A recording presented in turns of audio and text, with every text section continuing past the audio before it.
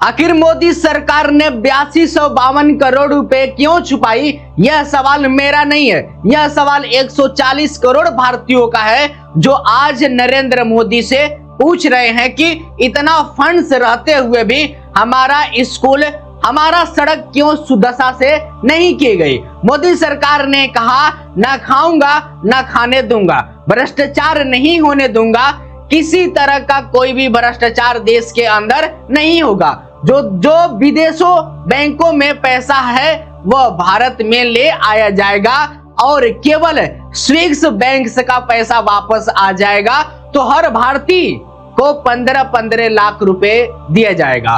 पुराना बात नहीं है, 2014 के चुनाव में नरेंद्र मोदी ने यह सारे बात की थी और 2014 से 2026 आते आते करप्शन का मामला तो ऐसा है कि हर जगह दिखाई दे रहा है। इंदौर की सड़क का वीडियो सामने आया है, नई 40 करोड़ की सड़क बनी हुई पर गाड़ियां चल रही है और अचानक उनके नीचे जो मेन होल है वो खुल जाता है, पानी बाहर आना शुरू हो जाता है, सीवर का पानी बाहर आना शुरू हो जाता है। यह तो एक उदाहरण है, ऐसे हजारों उदाहरण आप देख सकते हैं। लेकिन आप कहेंगे कि नरेंद्र मोदी इसमें क्या करेंगे, तो नरेंद्र मोदी पर ही बात कर आऊंगा।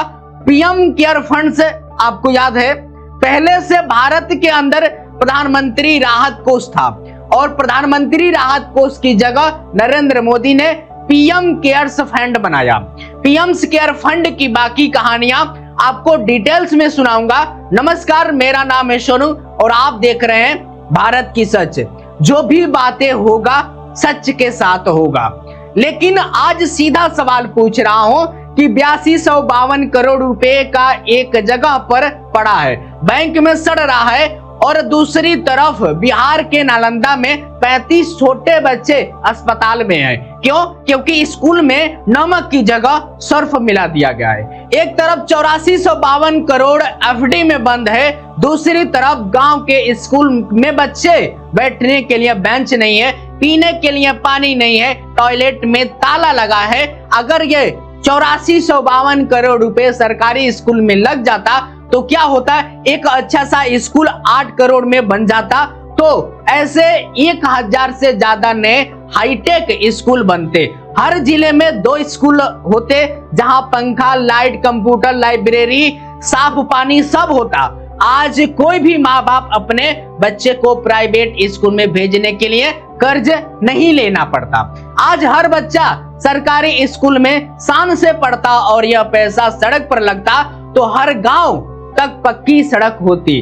आज 40 करोड़ की नई सड़क से बारिश में टूट जाता है। अगर यह पैसा गरीब के इलाज पर लगता तो कितनी जान बचती। लेकिन इस पैसे से पिछले 1 साल में कितना खर्च हुआ मैं आपको बताऊंगा। सिर्फ 87 लाख, 8452 करोड़ में सिर्फ 87 लाख, मतलब 100 रुपए में से एक पैसा भी नहीं, आप सोच सकते हैं। और 324 करोड़ रुपए वापस आ जाए। रिफंड किसने किया है? क्योंकि दिया है कोई हिसाब नहीं है। तो यह पीएम फंड केयर फंड है या पीएम पर्सनल फंड है? अब पूरा बात समझिए। 2020 में कोरोना आया, सरकार ने कहा नया फंड्स बनाते हैं, पीएम केयर्स फंड्स, जबकि पहले से ही एक फंड था 1948 से पीएम नेशनल और रिफिल फंड। फिर नया क्यों बनाया गया? आज तक जवाब नहीं मिला। इस नए फंड्स के चेयरमैन है प्रधानमंत्री नरेंद्र मोदी, ट्रस्टी है गृह मंत्री अमित शाह, वित्त मंत्री निर्मला सीतारमण और रक्षा मंत्री राजनाथ सिंह। पैसे कैसे आया? सरकारी कर्मचारियों के एक दिन की सैलरी काट ली गई।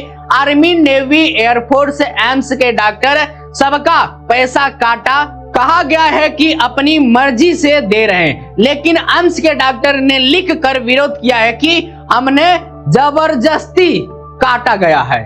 38 सरकारी कंपनियों ने 2100 करोड़ दिया, पहले हफ्ते में 3000 करोड़ आ गया, 3 साल में 13000 करोड़ से ज्यादा जमा हो गया। जब लोग ने पूछा यह पैसा कहां से आया, कहां गया, तो सरकार सुप्रीम कोर्ट में गई और बोली यह सरकारी फंड ही नहीं है, यह प्राइवेट ट्रस्ट है, तो इस पर आरटीआई नहीं लगेगी। सांसद सवाल पूछ नहीं सकते, आप सवाल नहीं पूछ सकते, मतलब चंदा लेते समय, सरकारी हिसाब देते समय प्राइवेट है। ये कैसा नियम है अमित शाह जी? अब देखिए खर्च का खेल।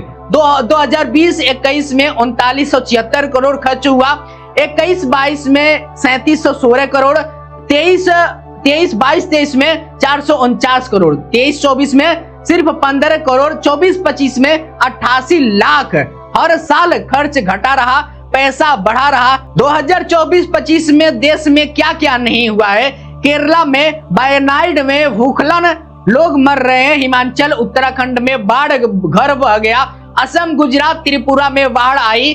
क्या इनमें से किसी को इस फंड से 1 रुपया भी मिला?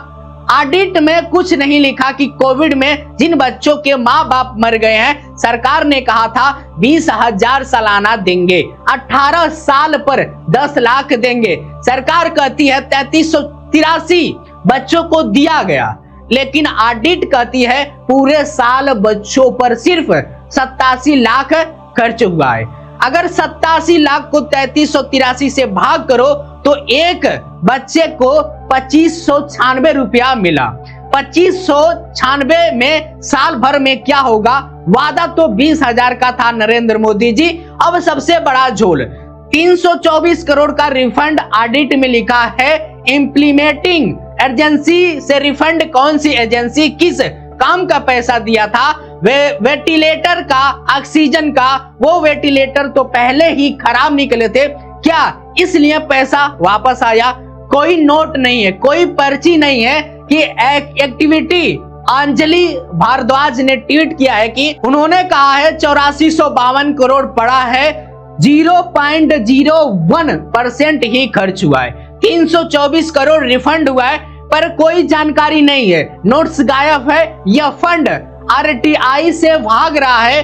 कमोडोर लोकेश वात्रा ने कहा है ऑडिट आई पर साथ वाले नोट्स गायब है। ये दोनों के बयान है। अब सुनिए, 2 साल तक ऑडिट हुआ ही नहीं, अचानक 5 से 6 अगस्त को ऑडिट होता है, 7 अगस्त को साइन होता है। 2 साल का ऑडिट 2 दिन में कैसे?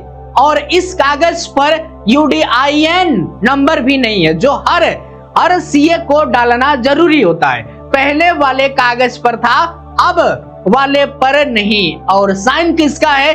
सरकारी अफसर का, सेक्रेटरी, डायरेक्टर, सेक्शन ऑफिसर। अगर ये प्राइवेट फंड है तो सरकारी अफसर साइन क्यों कर रहा है? विदेशी पैसों की बात सुनिए।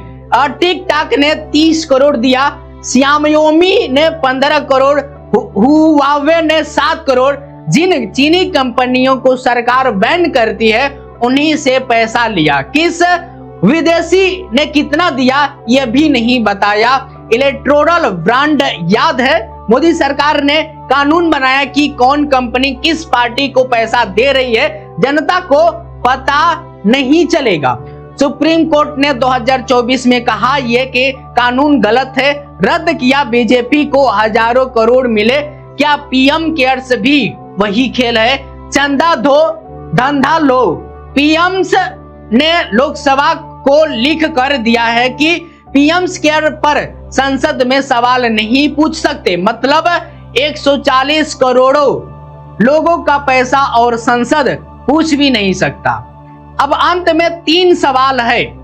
पहला सवाल प्रधानमंत्री नरेंद्र मोदी जी से, आप चेयरमैन हैं, 8452 करोड़ आपके पास पड़ा है सामने, आपने पूरे साल में सिर्फ 88 लाख क्यों खर्च किया?